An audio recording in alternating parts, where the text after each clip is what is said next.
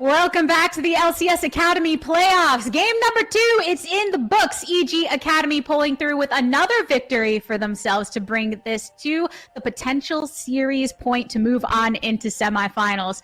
What a match we had there, though, fellas. I've got Mad Magical and Desterux joining me once again here on the desk. I do want to get your thoughts on the draft because Mad Magical on the side of EGA, it looked like they carried over some of the things that worked very well for them in game number 1 and optimized them that much more.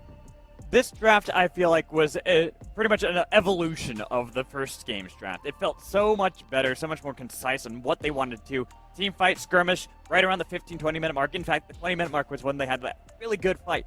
But something I was talking with Cubby in the break was about JoJoPion on this Lulu and how critical to the entirety of the composition Lulu was for the team, because it's a little different from what we normally see out of EGA. We saw Lulu back when they had contracts in the jungle, and we kind of thought that they'd go more for that really assassin style, the melee and mid lane, or JoJoPion without contract being there.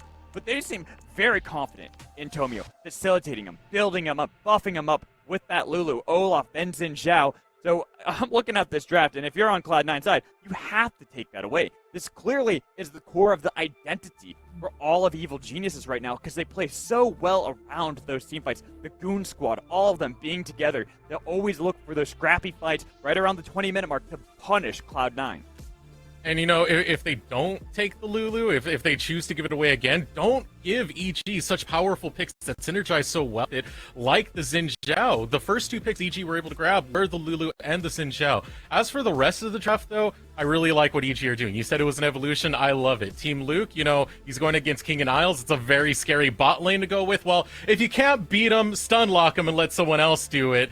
That's the whole point of this Ashe. It's all just revolving around Tomio and what he can bring into the map and just getting those picks. The compositions that EGs are drafting, I love it. And then, on top of it all, Ken in top lane. Tony top Ken in that game. That was, beautiful. Yeah, speaking of that top and how things really started to crack open in this game, let's go ahead and head into some of the replays that we have, because Desterux, it was actually Cloud9 Academy that seemed to have some early advantages. I'm so sad that they didn't do right before this replay, because we had the Yordle combat where they were just trading back and forth with each other. But here we go again. This is one of the plays that Cloud9 do a lot. They like to do pincer movements onto Rift Heralds while the other team goes for it. EG respond to it so much faster, all starting off with that beautiful arrow that we saw out of Team Luke. Plus, they got the kill on the Schernfire right beforehand. It was all great out of them. Then they continue, pick after pick, always punishing even the slightest misstep out of Cloud9, because Team Luke on that Ashe, and this is where it's difficult when you look at draft. What do you take away? That Lulu that buffs up Tomio right here? Do you take away Kennen? Do you take away Lulu? Because this was a beautiful evolution of a draft for these team fights. Oh my goodness, he is so good on this Ken and Tony top, man. They just straight up told him, hey Tony, we got some business out back, why don't you take care of it? God, no problem. He runs over there with those slicing maelstroms and cleans house, and there's not a thing Cloud9 could do about it at this stage of the game. This was probably one of the best chances they had to fight, but they're just so far behind. Evil Geniuses are playing their comp so well, protecting Team Luke, making sure that he stays in a safe spot so he can keep providing that utility. Tony top willing to take care of that dirty business for the team on EG's side. I mean, again, Mad Magical, we see him go in, and even though he ends up dying in this exchange, really set up the rest of the team. It split up the team, too. It split up Cloud9, so the rest of his team could focus. Even though this was far messier of a fight, when you look at this, it was a trade, 2 for 2. Tony Top did amazing work there, but the team, unfortunately, it kind of stumbled when it came to actually collapsing. However, I loved the conviction of this. They see that it's the soul point already taken. They knew they couldn't contest that, so they go for the Baron. And it's a slow Baron take. Keep that in mind, but there's no vision from the side of Cloud9 to be able to read this play. So finally, when King shows up and goes, wait a minute, there's something here, that is their last hope. If that bomb steals it away, they actually have a chance to win. Outside of that, it's over for this game. Even though this wasn't necessarily the Baron that got them a lot of the value, as much as the one later on, Desterux, it shows a lot of that proactivity that has been working well for EGA. Yeah, they've been very, very proactive on the map, and they're always the one making the first move all about positioning as well. They know how to utilize their resources. They know how to manage them. You can see that arrow go through, realizing that, hey, this is the pick. This is exactly who we need to go after. Let's get Tony on the flank. And Tony will show up, isolate King from even showing up into that fight. The one thing I saw about this team fight here is you saw the potential Cloud9 had by taking that Graves in the mid lane. For a brief moment, you saw the damage it can do, but when you're that short range and evil geniuses want you in their range, there's not a damn thing Cloud9 could do. There's not a damn thing Copy could do. Evil geniuses brought the pain. It's so difficult to keep that pain at bay. Not enough painkillers in their pocket to pull out for themselves. And Mad Magical, going back to some of the changes that were made on EGA side, I feel like we also need to give some props to Mystiques on the Rakan, was setting up some of these moments, really getting that charm active for them.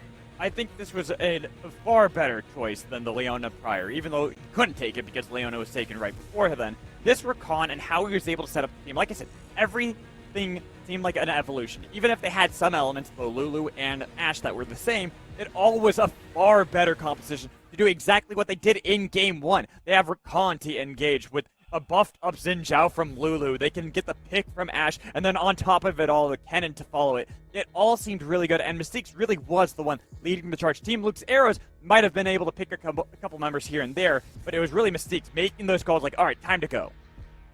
And calling back to the opposite side of the map, moving from Mystiques back to Tony Top, I believe that multiple of the casters and analysts were talking about this top lane is where a lot of eyes were gravitating towards. Tony Top and Darshan have a history of getting really aggressive in each other's face. Obviously, we saw that right off of the top. So Desterux, how important do you think it is to EGA's performance thus far to see Tony Top in the position to try and dominate?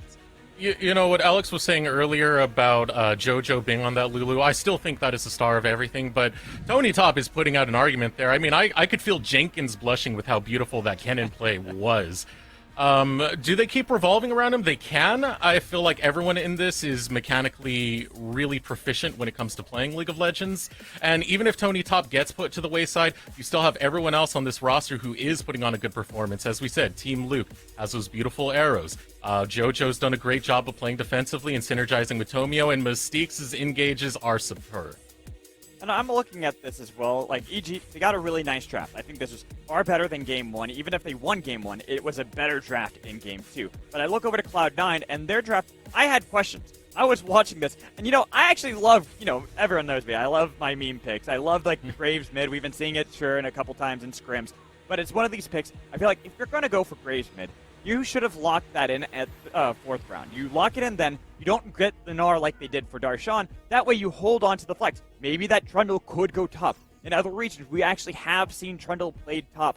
Graves mid can be an option as well. The enemy wouldn't know that, so they don't feel confident getting that Kennen that then is able to bully into the team fights, bully in lane a couple times to really contend against Darshan.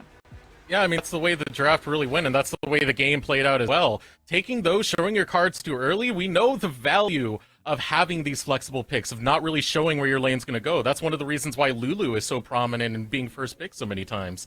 To just try and throw that to the wayside and say, hey, these are working well in scrims, let's just play it. You need the context of draft to be able to discover when is the best time to play it. That is always that element that comes with having a flexible pick. It's not just showing it in the draft, it's having the players that can actually pilot it and being aware of the opportunity to put it in different positions. Desterux, even though since Graves has come back into the meta, we've heard talks about him in the solo lanes, but it still feels like he has been prioritized in that jungle position. Now that we saw it in action, what are your thoughts on the advantages and disadvantages per each role? I would like it in a different composition, something where you don't feel like your front line and your back line have to stay so far back. Definitely not into a Kennen again. That was one of the more terrifying things to me. Both the Kennen and the Rakan punish anyone who gets a little bit too far forward. So I think it's a little bit too early to pass complete judgment onto the Graves. You saw the damage it did at that very last team fight, the potential it has, but I'm definitely not liking it in this context of the draft of game number 2.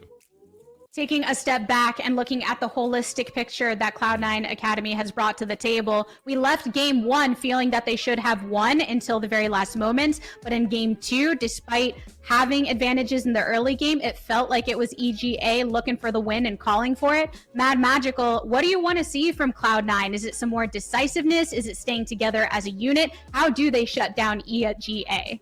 Well, I feel like if you look at how Cloud9 has played in the regular season and just usually how they've even played in the past, they have this strong laning phase. They love to play really aggressive early on. Even if in game 1 they didn't really play aggressively, they were still dominating in the early game. They got that first brick over for King solo. They're able to really control. It's always when it comes to the 15 to 20 minute mark that they seem to struggle, where they seem to have these hiccups. And a team like Evil Geniuses has been punishing them at those moments, noticing the weaknesses that this composition has had time and time again. So if I'm on Cloud9's side, I'm going to try to see, not necessarily if I could draft for mid-game, but draft something that's going to be safe in the mid-game. That's not really going to hemorrhage any lead, that's going to be able to play a lot more consistently in the mid-game. And also, I don't want them to play greedy, because in game 1, they played greedy when they could have played safe. They had that ability to just hold back, wait it out, and then play. So if I'm looking at Cloud9, draft something maybe for that can win a little bit early game, but also that's going to scale and hold strong in the mid. Let's see if they can scale. Let's see if they can hold strong. As far as here on the broadcast, we are going to kick it to a short break as we work through some of the connection issues between both of the teams, but it shouldn't be much longer. Everybody stand on by, and we'll keep on rolling with game number 3 of C9A versus EGA. Stay tuned.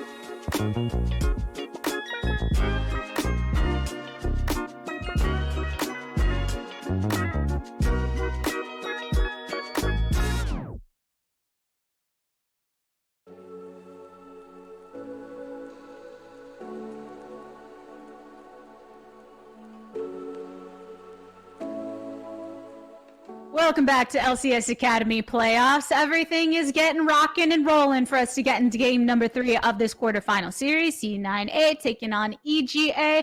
I did want to go back to some of the points that we made at the top of the desk previously, as we are going to be getting into draft soon. Mad Magical, I know that you weren't necessarily a fan of the Gnar being picked on the side of C9 Academy. Can you tell me a bit more about that and what you would like to see from them? See, the thing is, it's not even about Gnar itself being a bad champion. It's really when they picked it. Because you pick it in the situation where it's so easy to be able to read that, go, okay, now we have a far easier team comp to execute on. Gnar has that short window that he's able to utilize with the Mega Gnar. All you have to do is get something like Kennen. boom, easy game, easy life for EG. If I'm on Cloud9, I would have picked Graves there. If you're going to have anything, that's what you grab there, so that way you don't really give up too much information over to EG, because when they did that, they gave up their entire strategy of what they wanted to be able to do. And even then, the whole composition of Cloud9 was a bit disjointed. It had these elements where they wanted to be able to play for the mid game, but they also wanted to set up some split push that was not really going to work because it gets 10 in.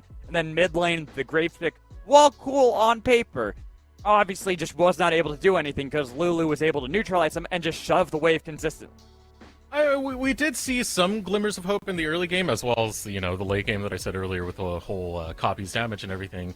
And that, to me, was the bot lane when it came to Isles and King. They did a lot of nasty combos together where they were able to get the lockdown with the Zenith Blade Solar Flare into the Super Mega Death Bomb, Death Rocket. I always get those two mixed up, Mega Inferno, Death Bomb, whatever it's called. Bombs, rockets everywhere, lots of explosive things.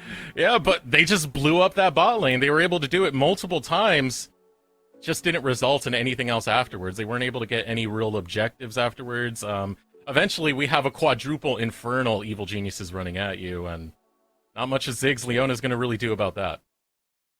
And on the side of Evil Geniuses Academy, I know that both of you are noting some of the carryover from their draft in game number 1 to game number 2. Lulu mid is a big component of that, regardless of what ended up coming in that jungle position, whether it's the Olaf, whether it's the Xin Zhao. They had a clear strategy. Desterix, do you think that this is going to become a point of contention in this draft even more, whether it ends up hitting the ban block or even being swiped away by C9A if possible? It better be. I want to see Cloud9 on blue side and swipe away that Lulu. Don't let JoJo play it anymore. He's good at it. He's got the utility. Or better yet, ban it. Just take it away. Don't even bother with it. You're going to be on blue side. Ban it. You get first pick. You want to go for Xin Zhao again? You got it. Whatever. But just do not have...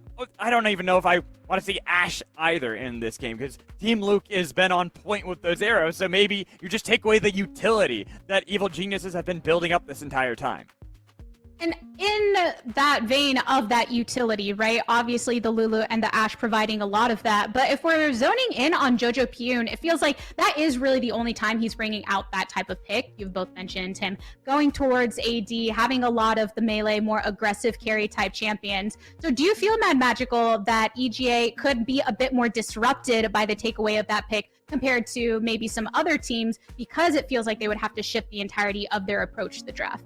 No, I think it just will make it so that we're going to see a different side of them. That all it will do is, instead of seeing the team built around Tomio, it's going to be now about Jojo Pyun and that mid lane instead. It's just going to be a shift of where the elements are, how you want to play around certain things. They'll still probably draft for that mid game when they're going to be having these explosive team fights. 15 to 20 minute mark is usually what they're going to try to get, and I think it's just going to be a different side of them.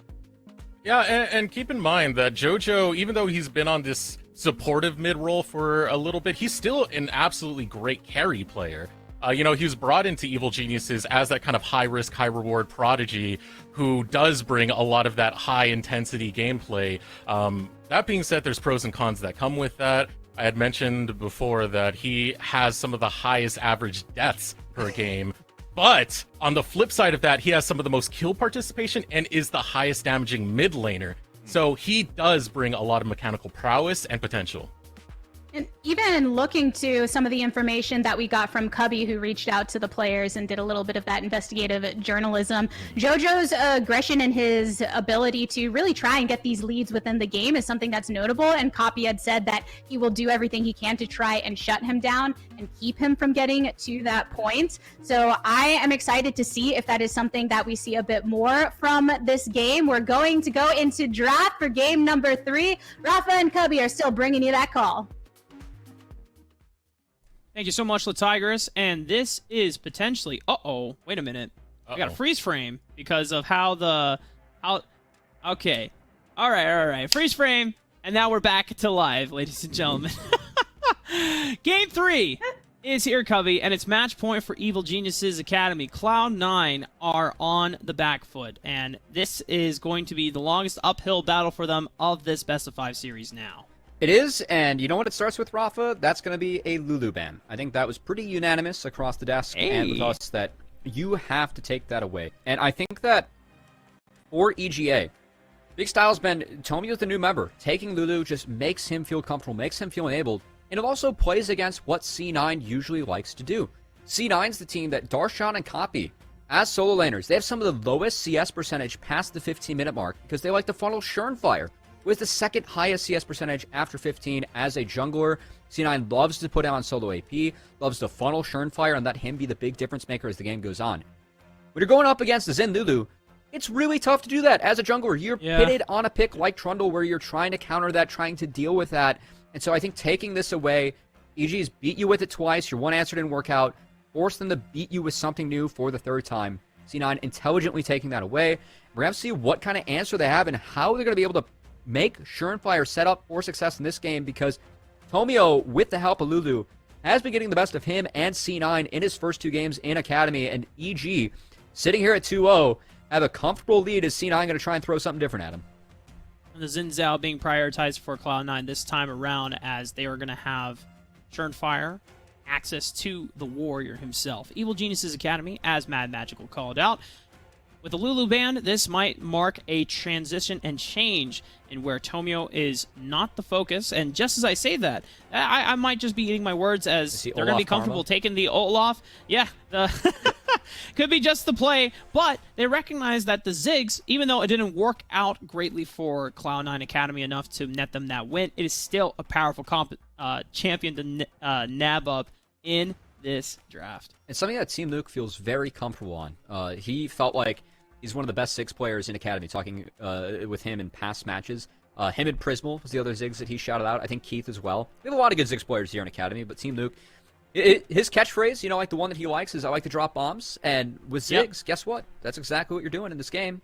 As I kind of jokingly said the Karma Rafa, but EG wasn't joking. It's going to be Karma locked in and triple flex for them here on this red side, trying to deny that combo from the Zen, but also keep it for themselves and keep to what has been the winning formula for themselves so far, which is utilizing Enchantress's mid to empower Tomio and run the map like that. Karma does the same thing as Lulu, a little bit of a different style, a little bit of a different champion, but the same idea.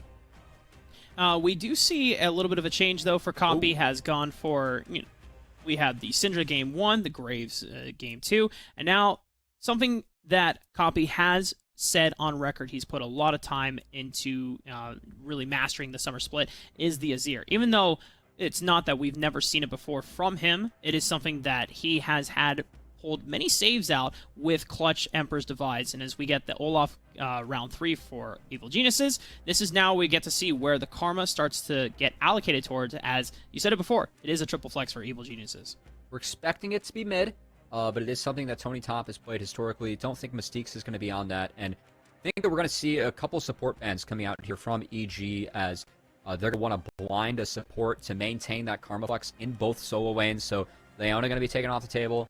I expect Braum to be taken off the table as well, potentially setting up for something like a Nautilus.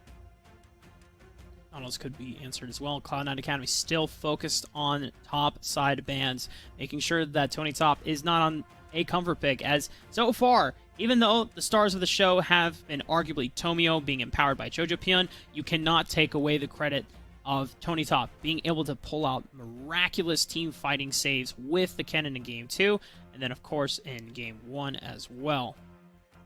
Yeah, I think that EG, we talked about how with this roster change, with contracts, arguably the best player that we had in Academy, other members had to step up to get to this point. And I think that Game 2, specifically, Tony Top, with those Cannonballs, really stepped up, helped push his team over the edge. Whereas Game 1, Team Luke, Mystiques, who has had 2 really good games in the series, but their picks, their utility on that bot lane was what made the difference for EG in that game and got them back into the game as well.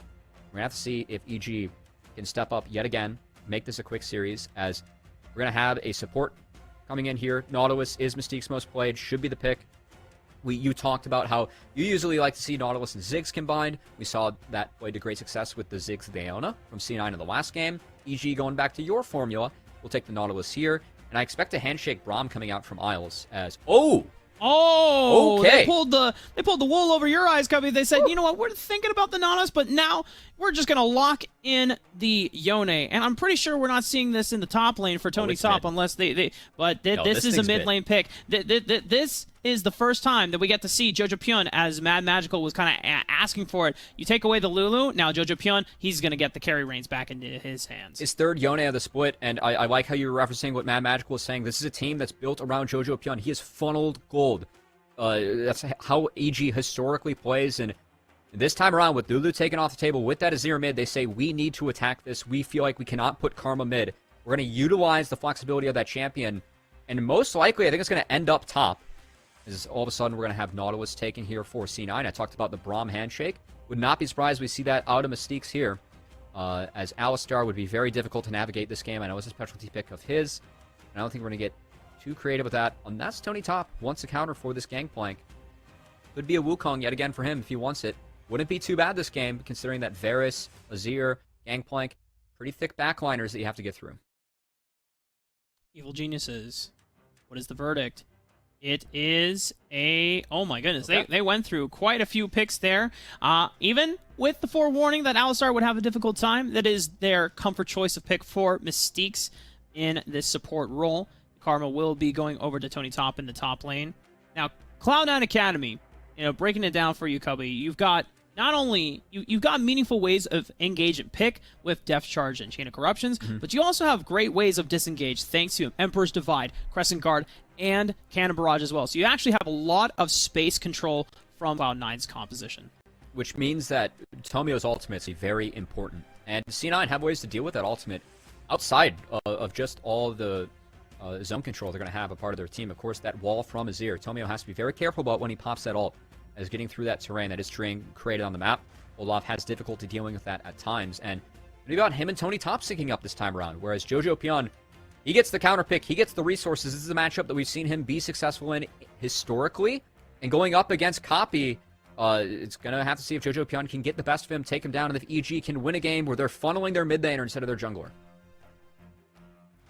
Jojo Pyun taking the carry reins this time around.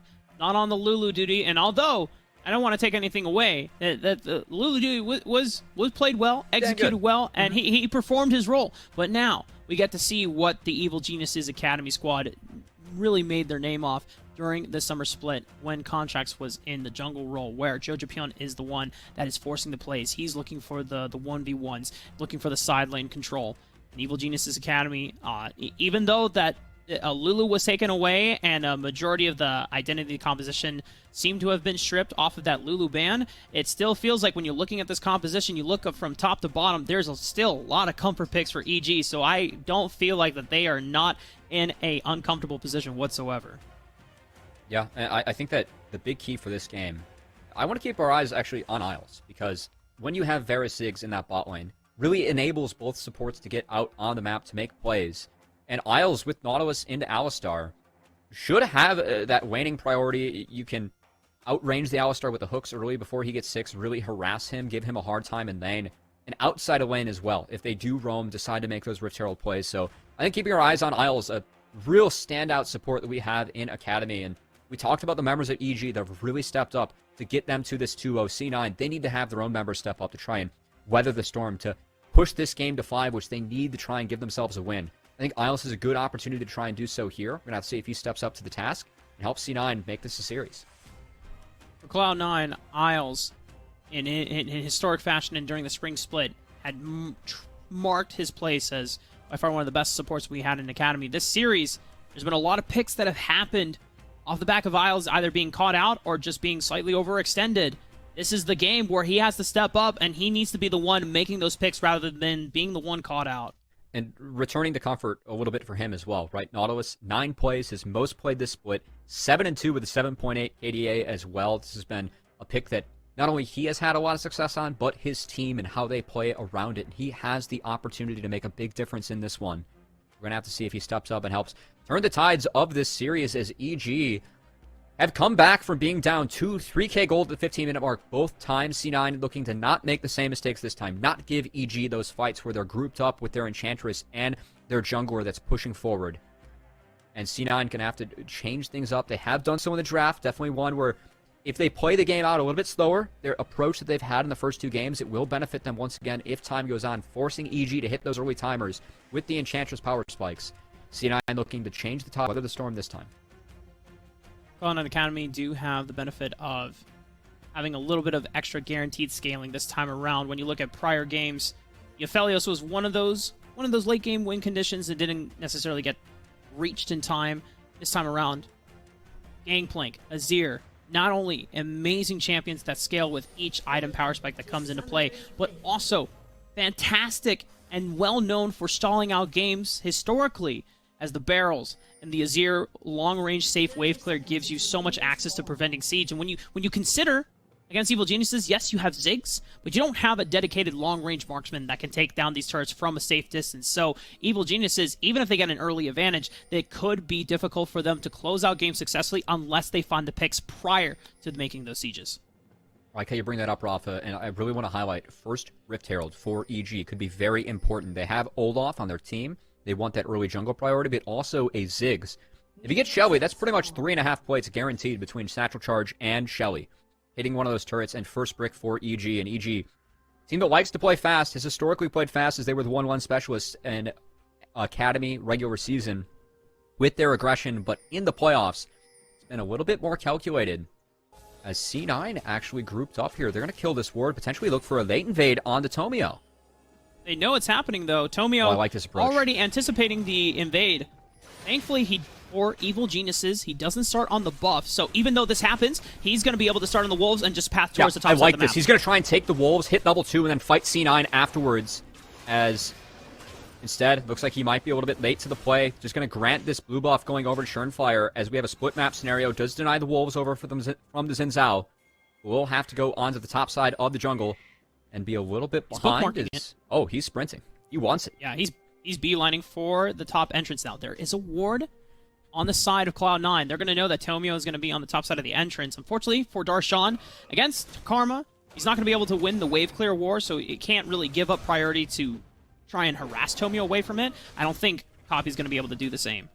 But the true reason they want to do this is to enable Varus and Nautilus to have first move, to have that priority in the bot lane where it's already a winning matchup that will be further accelerated, further empowered by the fact that Schernfire did go for this split map. And walking straight to this top side, Schernfire gets 2 camps. Tomio is matching, but now he's going to try and contest and take advantage of the fact that Azir, he does lose this matchup as time goes on, but first few levels he has that range versus melee advantage, and he is just trying to get up in the face of Tomio, set him as far behind as possible in this matchup. Something I do like, though, a lot of junglers will sometimes try to call for their lanes and be like, hey, I want to fight this guy because I want to get him while he is low and he's under-leveled. Schernfire, not going to take the aggression too far. He is just making sure to deny resources and take the safer route. But this gives him level 3, and with level 3 for Xin Zhao, he's actually potentially sticking around. As Tomio dances around, sees that his Raptors are down too, and now this might get awkward. Okay, both junglers see each other. Yeah, but Tony Top can have first rotation over to the side, but it looks like Azir, here. Thanks to, Copy, just off the pressure of him, Tony Top is not going to be strong enough, even if he were to come over to the side as a Karma to deny it. This is beautiful. The bot lane prio as well. They're going to try and fight the Scuttle Crab as Isles and King both in the river. As Schernfire is going to walk through mid, harass Jojo Pion, who might be in trouble. Jojo going to take a lot of damage on the back end of it. Doesn't burn Flash, but now this guarantees Copy and Schernfire priority to fight over. The Crab was stolen away, though, by Tomio. But look at the map. There are no camps on the side of Tomio's map that he can clear. Schernfire, he has all but 1 camp up. The blue buff that Tomio took was all that he got, so he gets to full clear his jungle. And this early setup from C9, relying on that bot lane priority to enable not only the bot invade, but also enable Schernfire to walk past to contest every camp that Tomio wanted to take to trade. No trades were allowed by C9, and Schernfire gets a huge lead in this jungle matchup to start off.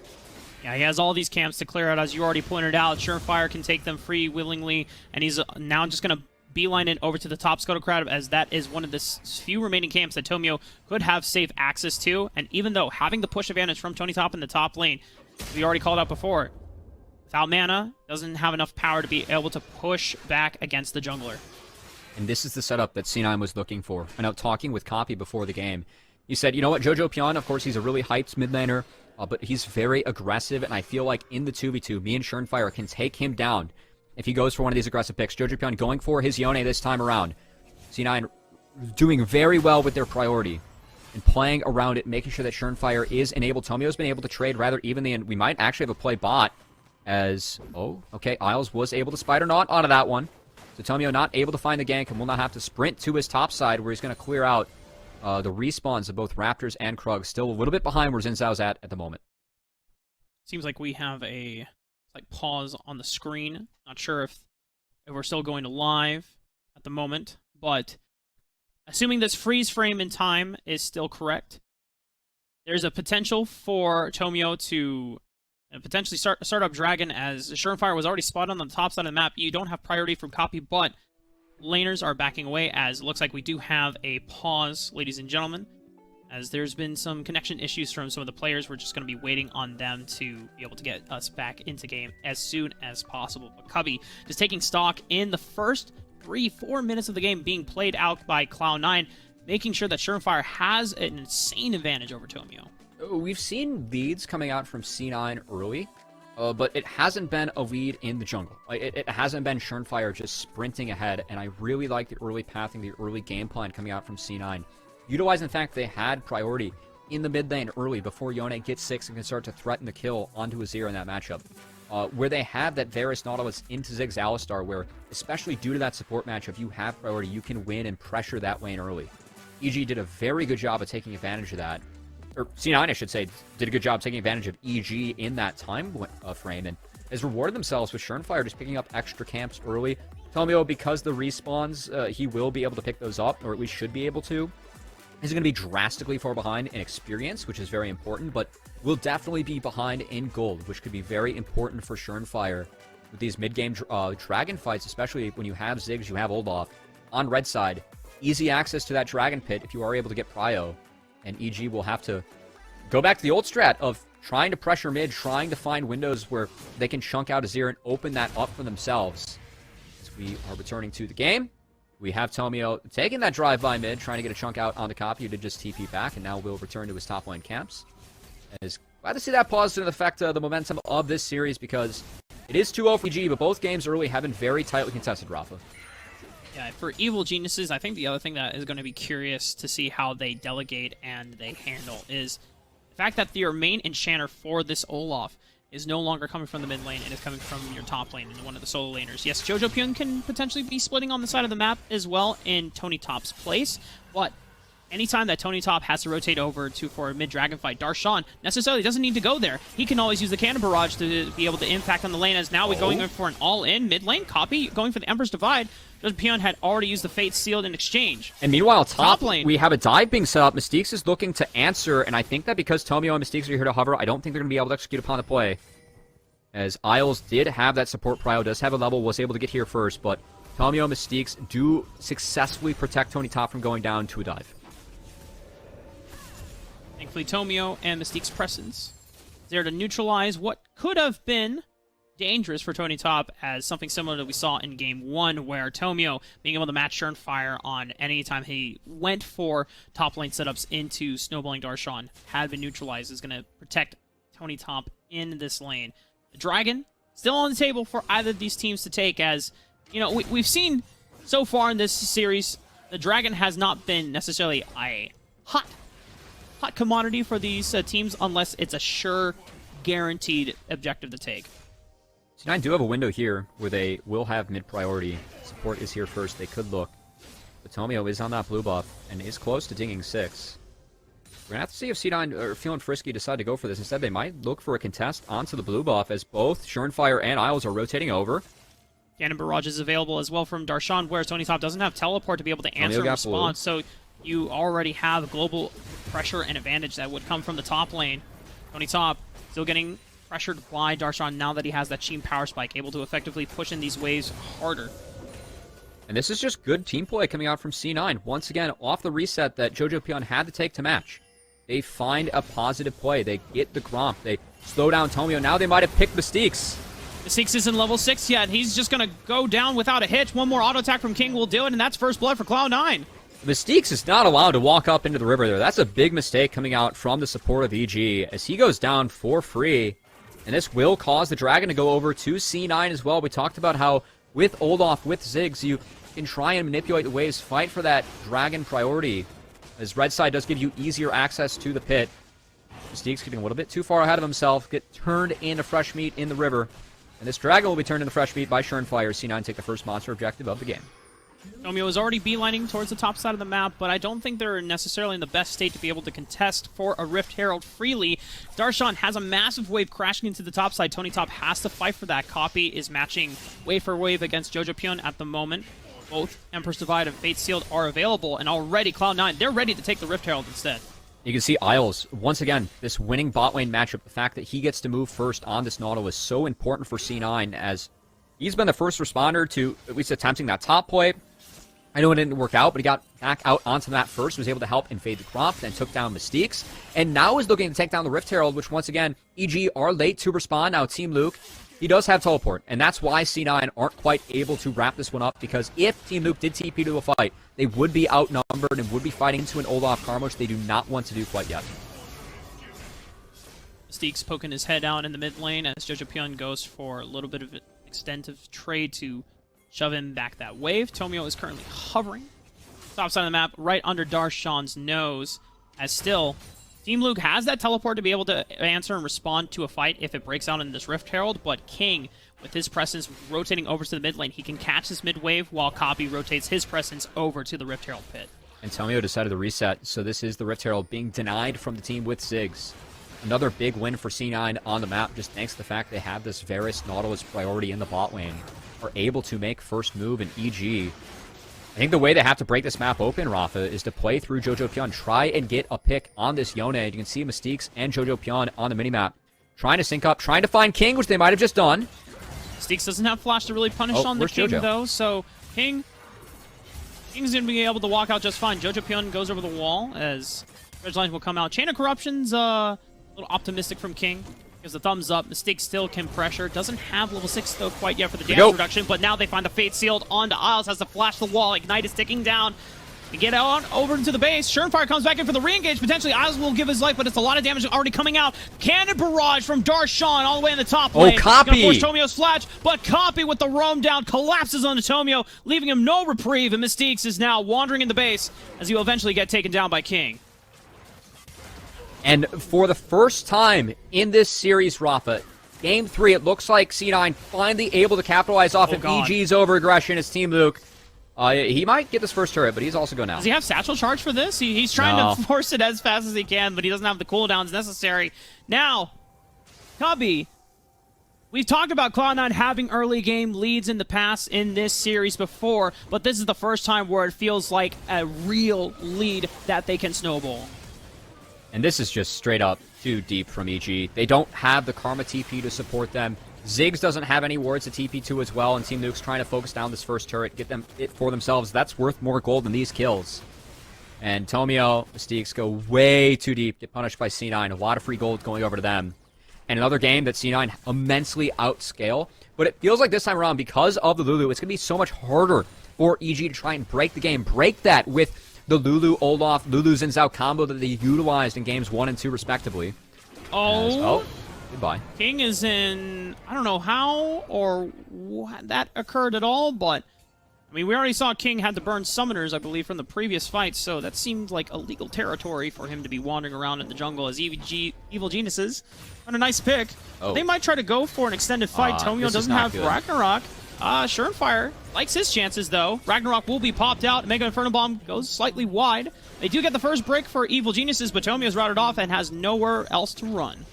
Mystiques may not be getting out of this one either, as, yeah, this is getting awkward. I think it's Team Luke is the one that's in deep trouble here. Well, he's going to get run down. No Mega Inferno Bomb. Does have Flash, but I don't really see a way out of this one. You got first brick, so, like, take the money and run action, you know? Hashtag live evil, baby. Team Luke just trying to clear as much of the menu wave as he can, maximize his gold input before he eventually goes down.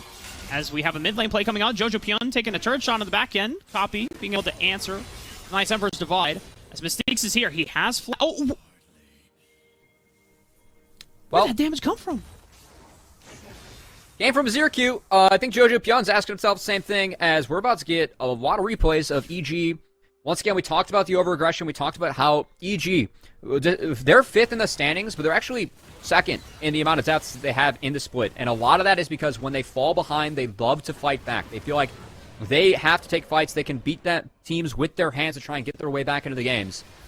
And so things can sometimes look a little bit ugly, which is, I think, what's happening with EGA this game, as they're pushing way too hard to try and take advantage of Olaf's power.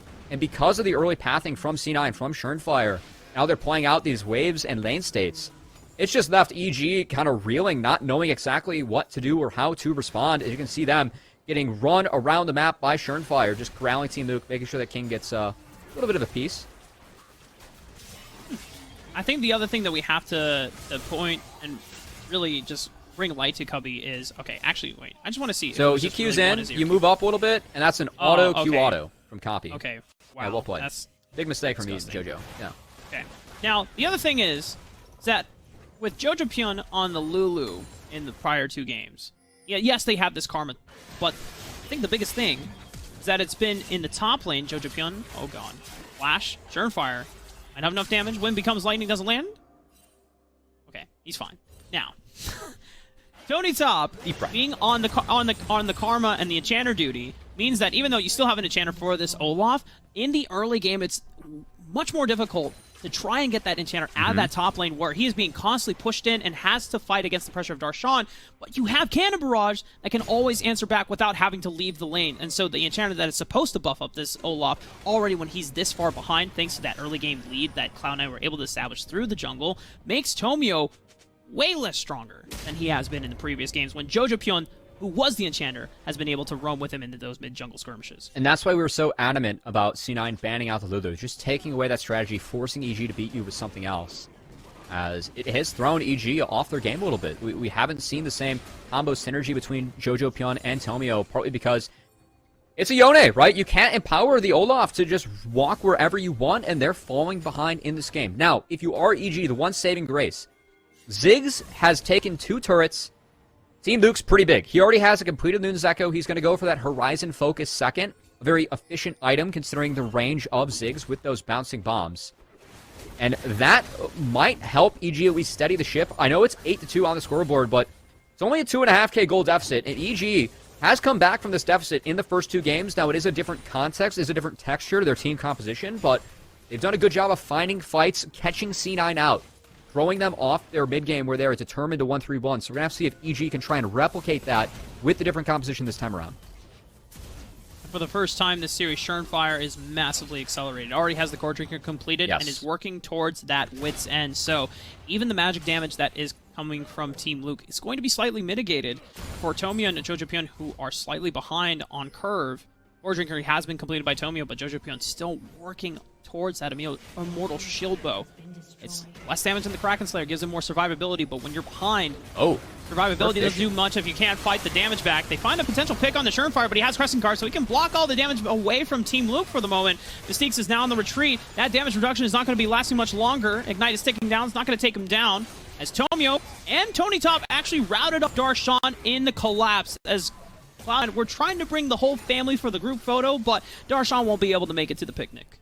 Team Luke is able to stick around, clear out these waves as well, but due to the health bar advantage that C9 possesses after that skirmish, Member does go down, but they're not going to start at the Rift Herald. I thought that Schernfire was actually going to go on it. They had a window, but they couldn't see the resets from EG, as Darshan was getting heavily poked out. Tomio is just going to catch him out here in the brush, trying to rotate to the fight. Well played from the young jungler of EG Academy, as that's a freebie.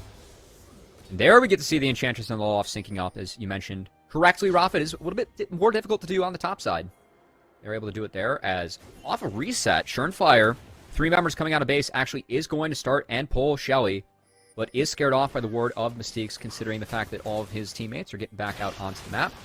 We'll have to return to the map as EG, once again, at least find one positive, one successful play for themselves. They try and play themselves back into this game yet again.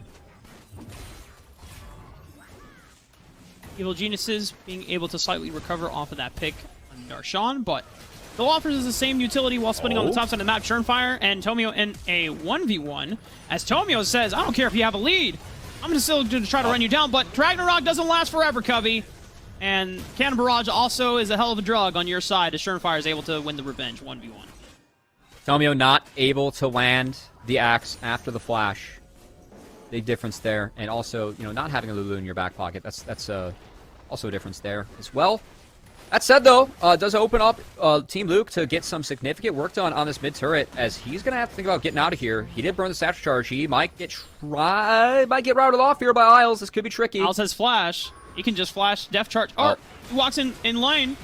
Def Charge comes out. He throws out the Mega Inferno Bomb, but I think it's just only delaying the inevitable here without Team Luke. Now up to Cloud9 to see if they can find an advantage and take down this mid turret. Some chicken nuggets for copy, as I feel like Azir taking down Raptors, that's got to be like something against the code there, you know?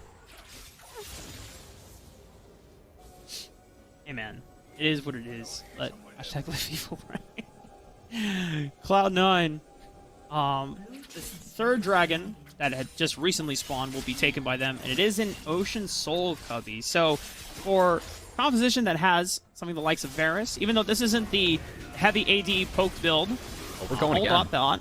Oh my god, that was so close, but Copy has the stopwatch. Mystiques is going to try to look for a trade kill. Beautiful flash, though. But just as I say that, Fate Sealed from Jojo Pion is able to answer 1-for-1, gives his life for it, but King cleans it up as they take down Mystiques as well. No Baron to take an advantage for Cloud9, but there's a Rift Herald still left to take, and there's 3 members gone from Evil Geniuses.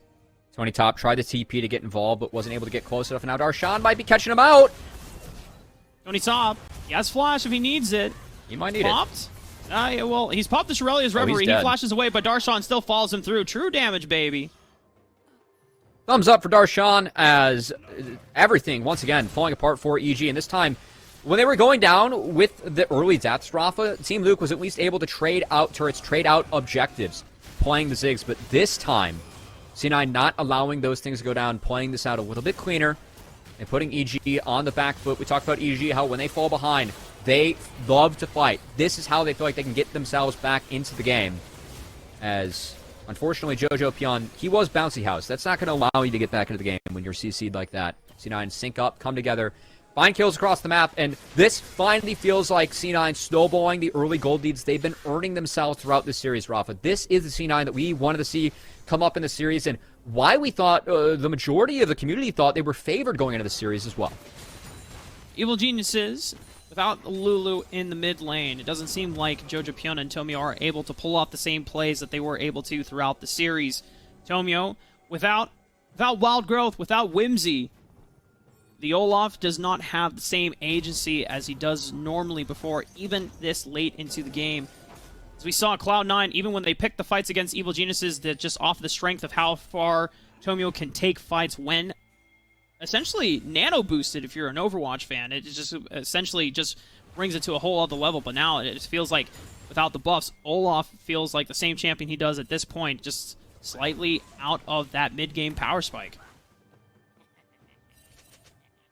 And EG, we've seen them come back with these mid-game power spikes, but they have a tough hill to climb in this one, as I think Mystiques is going to donate another stake over to Surenfire. Well, he has flash, actually, but a flash from Isle. Oh, dredge line, a little hook line and sinker, not quite yet, but Cannon Barrage. Nicely done from Darshan. We'll pick up the cow on the bottom side of the map. That does give a little bit of global power away in exchange just to make sure that kill goes over to them. But the Baron buff, I don't imagine Evil Geniuses are feeling too confident starting anytime soon. Oh, EG cannot, and they were actually trying to rout off Darshan in the top lane. Jojo Pion Tomio syncing up, trying to find a pick, and because Darshan was able to base get out of that one, C9, they get this bot turret for free as ult connects from Team Luke, but the damage is already dealt. C9 continue to funnel gold onto the correct members. Azir, sitting at 2 items with a Zanya's Hourglass, is going to be able to playmake, but also survive a lot of the burst damage that EG possesses if he uses that stasis at the right time. And this dragon, EG have to contest, have to find a way to take this, but C9, look at the vision control they already have in the bot side of the map because they took that bot inner turret. I don't even think that EG is going to be able to contest this dragon, Rafa, that's spawning most likely here in about a minute 30. It's going to be tough. Ocean Soul for Cloud9, especially for a team that already has so many reliable ways of being able to disengage fights. The initial burst that would come out from Evil Geniuses would just get mitigated and essentially just resolve back. As the Ocean Dragon, Cloud9 have plenty long-range abilities to be able to, for about lack of a better word, slurp up the HP and the mana back whenever they are able to exchange poke damage, as now Evil Geniuses are trying to fight for mid control and river control as they prepare for what could potentially be Ocean Soul for Cloud9. Love what C9's doing, though. They have Copy, who has TP, and actually had Darshan hovering that lane to prevent any 2v1 that EG was going to attempt in the top side. Darshan bases, Copy stays up there, crashes another wave, is going to try and take that inner turret, base TP back, and could be incredibly accelerated before this next fight. Might even have access to some Magic Pen if he does go for that third item, Void Staff. I think is the right call for Copy in this scenario. And there's plenty of wards for him to he's not even in the teleport base. to as well. He's just coming. He's Oh, not going to go for a Mystiques. flank. He's just going to teleport right on top of it. Ember's Divide comes out, but he Zonia's the Mega Inferno Bomb. It gets out, Oh, boy. and they immediately deal with the front line of Evil Geniuses. Easy peasy. Team Luke, no bombs throw out anymore. Some people are going for the Dragon, but the rest of Cloud9 are ready to hail destruction on the mid lane turret.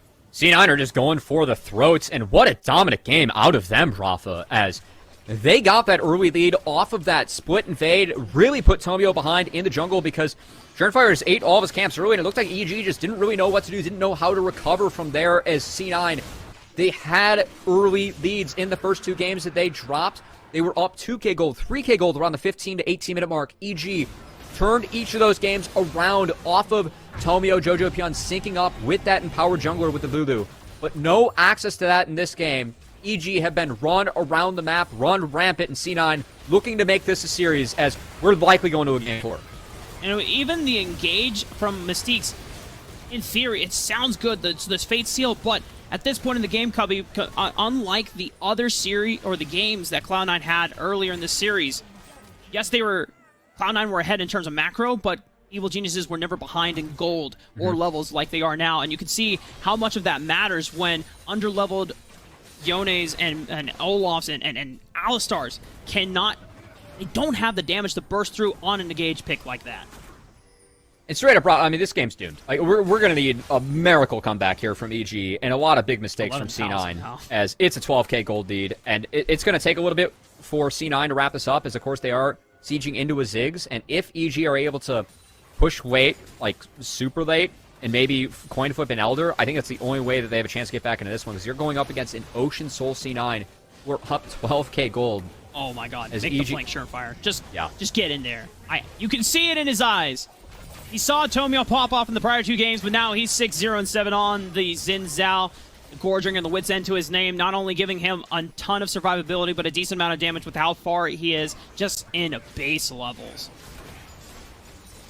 And if you are EG, and you're looking at this series, Rafa, I think blue side might be the swap that EG make going into the next game. I mean, they did first pick Lulu and really showed the priority they have on the Lulu in that game too. And you got to believe that they're not getting Lulu for the rest of the series, but at least they might be able to secure the Xin Zhao because Surenfire, with the help of some main priority, did just destroy this jungle matchup as EG, they try and find a pick on Darshan, but he burns the orange, he burns the flash, he's A-okay, and C9 just continue to rip through the base of EG. And JoJo's on the bottom side of the map. They know they can't defend against the siege. JoJo is going to try to see if he can get something in exchange on the bottom side of the map. But at this rate, JoJo, you got to return home. And Cloud9, they're just pushing into the base. Cannon Barrage is going to come down on the 4-member Surenfire, looking for the dash in, pops the Crescent Guard. Going to mitigate any damage coming out as they successfully break open 2 inhibitors. JoJo still trying to find a trade back on the map. And to be fair, this is some of the right play for JoJo. Like, there's no way that EG are going to stop those inhibitors from going down, especially a Yone would not make much of a difference. So he's just going to try and funnel a little bit of extra gold on himself. He does have access to Heal Cut. I still think that's doomed for EG, but Jojo Pion just trying his best once again to be that super carry for this team. The look that we most commonly see for EG Academy. As this game, if you are a C9 fan, I know going down 0-2, that was not the expectation. C9 were favored going into this game. Or just expect it off the fact that EGA are trying to incorporate Tomio, a new member to the team who has performed superbly in the first 2 games with the help of Jojo Pion's Lulu. But this game, this is the look that we were expecting from C9 in this series. And this is eerily looking very similar to another best-of-5 matchup that we saw 2 weeks ago in Semi-Pro, where Evil Geniuses Prodigies were taking on AoE Esports. They had incorporated a new jungler into the lineup in Bluster. The first 2 games looked great, and they took 1 pick away, and then AoE just ran the gauntlet, made that reverse sweep happen. I'm not saying that Cloud9 are ready to take on the reverse sweep. They made the tweet. They made the cursed tweet that potentially does doom Evil Geniuses and would truly be a hashtag live evil moment. But these are the building blocks that Cloud9 have to take if they want to make the reverse sweep happen and keep their playoffs hopes alive. And this is where, if you are C9, having someone like Darshan on the team who competed in the MSI finals, has won splits of LCS, and then you have King. Oh, never mind. Team fight. Uh-oh. They engage on the Fire, but he's soaking up so much damage. They get a shutdown on him, but they've burned so many ultimate abilities just to take down the jungler for Cloud9. Darshan has also been routed off, but the Staircase shield will pop. Is it going to be enough? Evil Geniuses, they've taken down 2 members from Cloud9, and now Cloud9, they're on the retreat, but look at the base coming. There's a huge minion wave that is stacking and has already taken down the Nexus turret. Still wins for EG. They deter the push. They buy themselves time. We talked about the fact that point flipping Elder is always a backdoor way to win. They're doing this through Ocean Soul as C9. Mystique says flash. Oh, he misses the combo. He was looking for copy. A valiant attempt, but it's just a pixel, a hair so far away from being able to knock up the model That's of copy. Triple inhibs. Whew. Well, 3v5, that's the power of C9 at the moment. Still able to take the triple inhibitors, and with a minute before Elder, that does ensure that EG, it's going to be very difficult for them to get outside their base, even with the wave clear that Ziggs brings to the table. As C9, a little bit of a mistake there, but still checking the right boxes they need to continue in this game. And relying, as I was saying, on that veteran presence of these members. I mean, King won 5 splits of, OPL. This guy has won more splits of OPL than any franchise they have in that region. And having someone like him on this team, and Darshan, all the experience they have paying off as they bounce back being 0-2, and have put together a dominant Game 3. 20-6, and not even to mention the monstrous 12,000 gold lead that Cloud9 have been able to maintain despite losing out on a shutdown to Fire and losing out on Darshan as well. The triple inhibitors were secured. There's only one Nexus turret that stands in protection of Evil Geniuses from losing this third game as they look for a pick onto Mystique. Jojo Pyun goes in for the Fate Sealed, but he can't even get out to escape. Fire and the rest of Cloud9 just annihilate him. Routing off Tomio, has nowhere else to run, and Cloud9, their playoff chances are not going down anytime soon. They're ready to fight and go for the long con in the series. A teleport flank from Tarshan will cut off the remaining members of Evil Geniuses, and Cloud9, they make a statement. I love the TP behind just for, the bonk from Gangplank, right? Just one shot, you're dead, and EG's shots of taking a sweep are dead, as well as C9. Bounce back for Game 3, take a dominant win, and make this a series.